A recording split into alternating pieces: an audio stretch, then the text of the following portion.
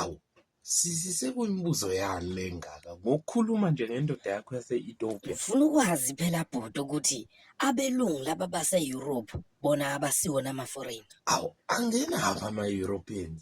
Phendula umbuzo bhuti, phendula. Okay sisi, ama-Europeans ama-foreigner-ke.